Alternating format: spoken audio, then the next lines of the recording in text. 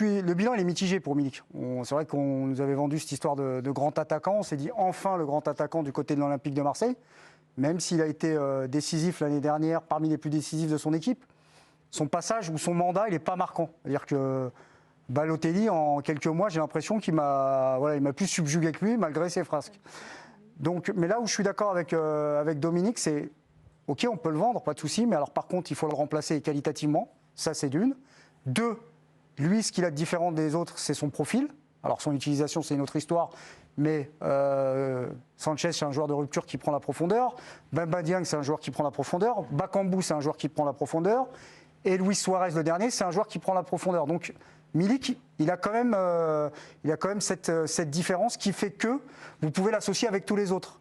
Ou alors, mieux l'alimenter. C'est aussi ça, moi, qui m'interpelle. Parce que mettre 2 joueurs juste derrière lui, comme ça, je ne suis pas sûr que ça soit la meilleure utilisation possible. Donc, au moment où on se parle, non, faut pas le vendre. En revanche, si on m'annonce un attaquant... Une arrivée, mais du même profil et de bonne qualité, et si l'OM peut faire une vente significative... Il y a qui sur le marché ? Pardon ? Il y a qui sur le marché ? Il y a Slimani. Mais là, c'est le président du fan club qui parle. Non, mais je te donne un exemple, et on peut en trouver d'autres. Ouais. Mais donc, je donne plutôt non, mais la trancher. question, Puis...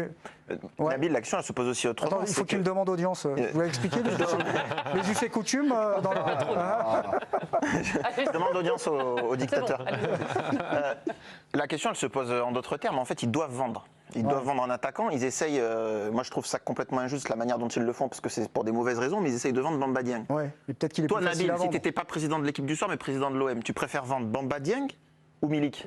Si je dois faire des ventes, j'essaie de les faire dans d'autres secteurs de jeu. Après, là où je te rejoins, c'est que la gestion de Bamba Dieng, elle est plutôt désastreuse. Mais comme c'est une valeur marchande, parce qu'il est jeune... Non mais les gars, vous parlez que d'argent là, on n'est pas sur BFM Business. Ah, Il sait de quoi il parle. Non mais sérieusement, il y a un contexte à prendre en compte à Marseille, je crois, pour répondre à cette question. Ce sont les incertitudes à tous les étages. D'abord avec un nouvel entraîneur, avec des cadres qui sont fragilisés, je pense à Payet et Guendouzi par cet entraîneur, avec une profondeur de banc qui est quasi inexistante devant. On ne sait pas ce que va valoir Alexis Sanchez, dans quel état il est. On ne sait pas ce que vaut Luis Suarez. Donc devant la profondeur de banc. Il y a trop d'attaquants là.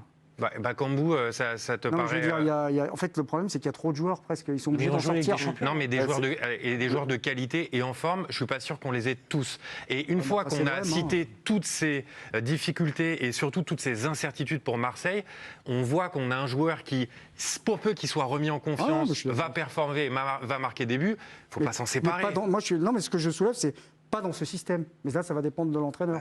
Enfin, c'est comme ça que je le perçois. Oui, mais il joue comme ça, il a dit on va jouer comme ça toute la saison. Là, c'est une vraie question. Il est très dogmatique par rapport à son système. Raison, on est en train de parler de l'Olympique Lyonnais qui aura juste un match de championnat à jouer dans la semaine, où on parle d'une équipe qui va aller représenter la France en Ligue des Champions et qui va se retrouver avec un Bamba Dieng qui n'a pas d'expérience. Milik, c'est le seul qui a un ADN Europe. L'année dernière, leur campagne européenne, sur que ça soit la C3 ou la C4, qui va marquer des buts, qui marque des pions, qui a l'odeur du sang quand arrive la...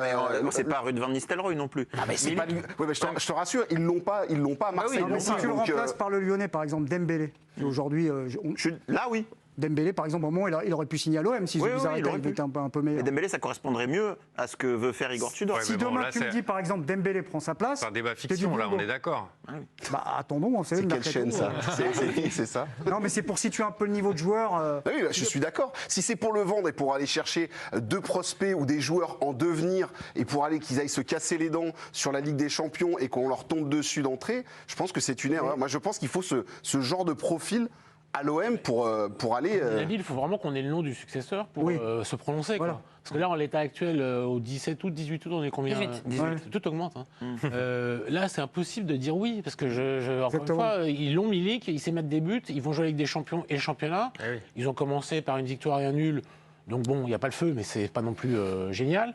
Donc là, en l'état actuel, au 18 août, il faut le garder. Juste une remarque, et puis je lâche la balle. Quand tu es un joueur aussi important, quand tu es un joueur qui a été courtisé par, je sais pas, la Juve, l'Atlético, et que tu entends que tout le monde est vendable, tu te sens pas important, quoi, déjà. Je veux dire, il peut pas se sentir important. Et déjà, l'hiver dernier, disons-le clairement, il était déjà question, en cas d'offre intéressante, de le laisser partir. Après l'hiver dernier, il y avait Sampaoli qui, pour le coup, n'en voulait vraiment pas. Là, la situation a, semble-t-il, évolué avec Tudor qui le met titulaire sur les 2 premiers matchs. Moi, je crois vraiment qu'il y a... Dans l'équipe, il y a écrit que la porte est ouverte. C'est vrai, mais je crois vraiment que c'est une question de confiance, c'est un cliché pour les attaquants. Mais là, en l'espèce, je crois que c'est vrai. Il lui faut pas grand-chose, un peu d'amour, un peu de confiance pour se remettre à marquer des buts. C'est une histoire d'amour qui a mal démarré, mais elle n'est pas terminée. Il n'a pas marqué depuis mars. Pour apporter de l'eau à votre moulin, oui, les premiers, on en a besoin. Il y a quand même dans le nouveau style de jeu, dans le nouvel Olympique de Marseille, il y a 2 joueurs qui sont très importants, c'est les pistons. Ouais. On le sait. Et avec ces 2 joueurs-là, peut-être que Milik, tu l'évoquais tout à l'heure, Nabil, sur les ballons qui touchent, etc. C'est vrai qu'il a fait sur les 2 premiers matchs, il a fait une saison décevante. Il avait fait 6 premiers mois à Marseille, parce qu'il a été prêté 1 an et demi, 6 premiers mois qui étaient très bons. La saison dernière, pour moi, clairement, elle est décevante. Mais effectivement, s'il a ce déclic avec les 2 là sur les côtés, si ça carbure et... Mais sur les 2 premiers matchs, vous avez trouvé que ça a bien fonctionné? Non. Sur les 2 premiers matchs, il fait des efforts défensifs pas possibles. On lui demande de rentrer un maximum et tu sens que la course pour défendre très bien, mais quand il faut retourner dans la zone avec les 2 pistons qui sont déjà à 10 km devant, c'est pas simple. S'il avait planté les 2 premiers matchs, la question se poserait peut-être pas ce soir. On serait dans la culture de l'instant, ça serait plutôt en la faveur d'un maintien de Milik. Mais je reviens sur la phrase de Valentin Rongier, je la trouve dangereuse. D'habitude, en conférence de presse, bon, il a commencé par dire que Milik était formidable, ça c'est normal, c'est son partenaire. Et après, il a dit, et comme l'a dit le président, tout le monde est vendable. Et ça rappelle un peu aux supporters et à l'environnement que le projet, il est un peu sur du trading et sur autre chose que essayer de se qualifier à nouveau pour la Ligue des Champions et essayer d'aller loin en Ligue des Champions. Et je trouve que c'est le genre de choses qu'il ne faut pas dire en conférence de presse.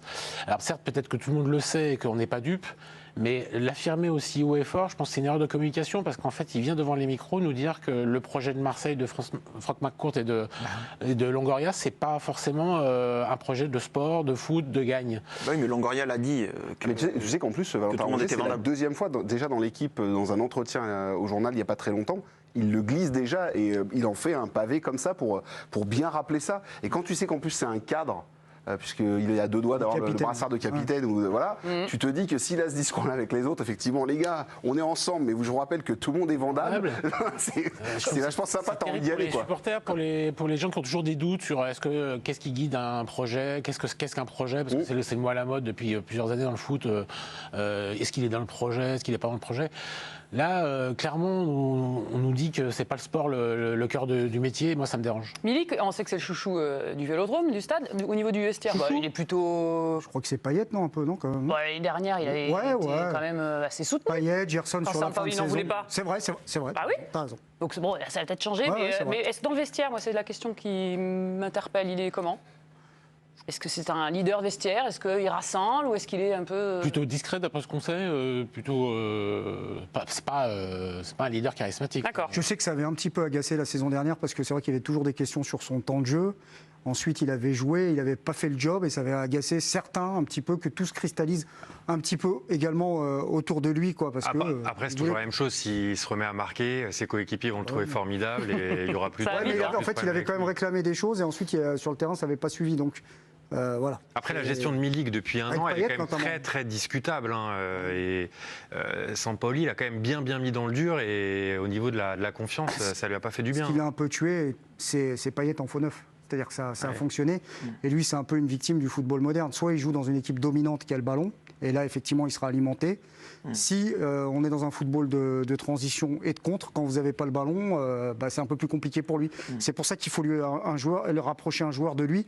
Et je trouve que moi, alors on verra comment ça va se passer, s'il évoluait par exemple en 3-5-2 avec Sanchez, un peu ce qu'il faisait à l'Inter, ce qui se faisait à l'Inter en 3-5-2 avec Sanchez et Milik ensemble, et peut-être plus Gerson en relayeur ou Payet avec 2 milieux, et toujours les pistons, là, comme vous dites, qui alimentent, je pense que vous le mettriez dans une configuration qui pourrait davantage l'aider que celle qu'on voit depuis le début de saison. Le fait qu'il y ait la Coupe du Monde, là, pour lui aussi, ça le concerne, ça ne peut pas le motiver pour se déchirer sur le terrain, pour être sûr de... Je ne connais pas le réservoir de la Pologne, mais 4-4-2, ils ont suffisamment d'éléments devant avec Lewandowski pour se passer de lui. Pour s'en passer de lui.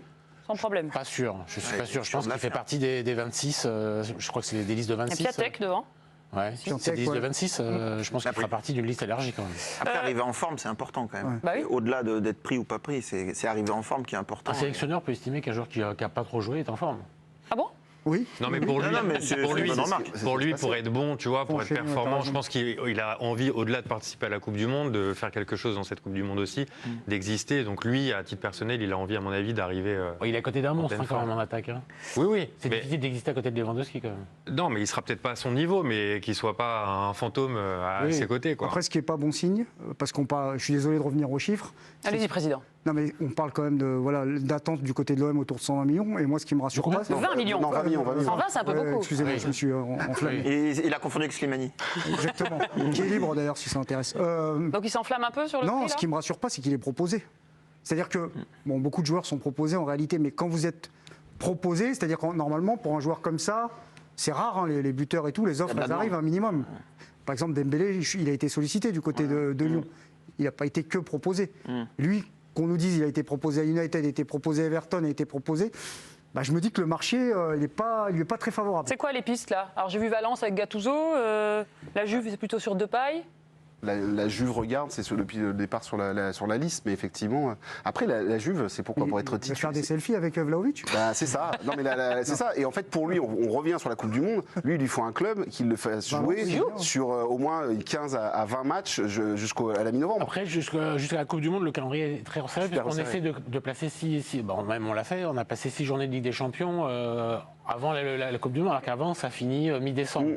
Donc, il y a beaucoup d'équipes qui sont inquiètes de se dire est-ce que je vais pouvoir mettre à chaque fois la même équipe Donc, il y a des grosses écuries qui ont un peu de surface financière comme la Juve qui peuvent éventuellement se dire match de championnat avec Milik, match de Ligue des Champions avec Vlahovic, mais. Voilà. Non, Vlahovic, il n'est pas là pour partager, quoi. Allez, on conclut. Prochain match pour Marseille, ce sera samedi.